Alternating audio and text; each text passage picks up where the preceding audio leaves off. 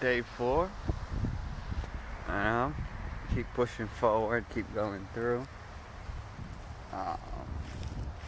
The book I've been reading has been getting very interesting right now.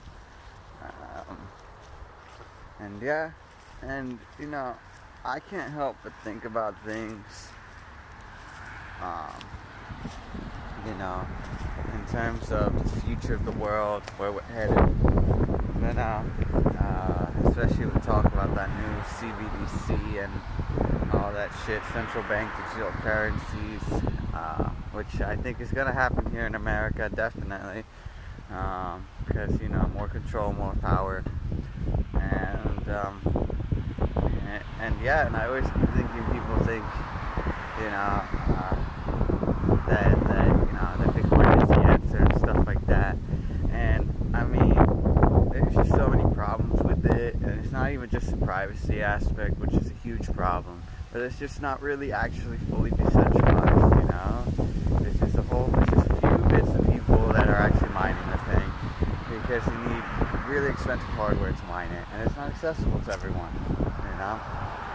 So, I'm just kind of going on a rant over here, getting prepared to run again with my exercise, running every day. Yesterday was a little bit of a rest day for me, so I just kind of walked for my second exercise. I just walked outside again at like 11 o'clock at night, Eastern time,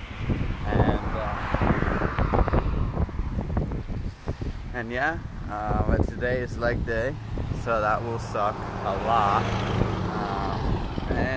I'm just continuing documenting everything that keeps going on with my life for these 75 days, and seeing how everything's going. Right now, I'm just figuring out ways to make my server open source, because obviously the code being open source, this shit's easy. You just put it online. But the server, I want people to be able to access Monero Market's servers. And check the validity of the code, and make sure that everything that's running in the server is true, and that we're not just saying, oh yeah, we use OpenPGP encryption or GNU-PG encryption to end-to-end encrypt everything, and we don't store your passwords and everything, which we don't, but if you don't have access to a server, then how would you know that we don't indeed store your password? If that kind of makes sense. So I'm trying to figure out that way in order for people to, I don't know, maybe SSH is the thing, and maybe see the whole entire code over there of source code of Python Flask and everything I've written, and maybe be able to do like a SHA-256 verification, and maybe you can see that one's the same as the one in GitHub or something, I don't know, and obviously you'd still have to look through a little bit of the server to be able to know that we're not logging passwords and all that stuff. So I'm figuring that out right now. As soon as I figure that out, the website will be up and running, because that's what I wanted since the beginning. It was something like that, end-to-end encryption, where shit that I don't need to know, shit that's not important, I don't need to know, like what you're buying, I don't need to know unless if a dispute is raised. Then obviously, when a dispute is raised by either the buyer or seller, then obviously we would know. But if the order went all well and the order went all fine, then we don't need to know what you bought. We don't need to know what you sold.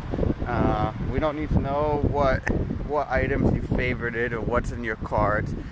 We don't need to know your messages unless if it's a dispute or you send a message to us, obviously. We don't need to know none of that stuff. The only stuff we need to know are the posts, the listings that are all public, by the way. Your username, your public key, obviously, so we can encrypt shit to you. And that's about it. Maybe the date you joined, date you logged in. Obviously, when the website's up, you'll see what I mean about public information that everybody would know anyways. So yeah, stay tuned. That shit's up very, very soon, and this time I really mean it. I'm very happy for it. And yeah, now I'm about to run because the 75 hard is really gonna make me become a man and make me finally be able to do all the shit that I wanted to do. And yeah, so